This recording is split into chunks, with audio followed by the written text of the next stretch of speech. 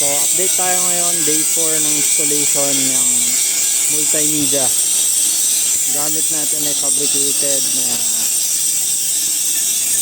metal tank para sa magiging yan yung gagawin natin multimedia.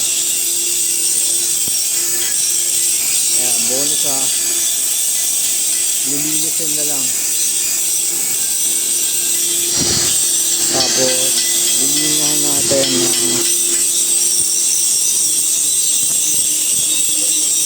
mula doon sa source.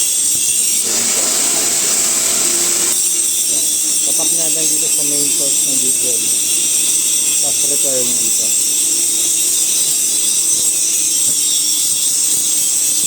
Pinturahan na rin yung loob sa kalabas.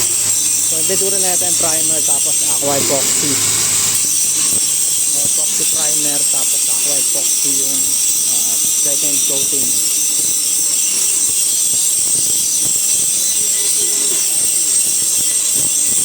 So ayan, sabi dito papasok yung tubig, papasok doon, tapos yung product dito na sa baba.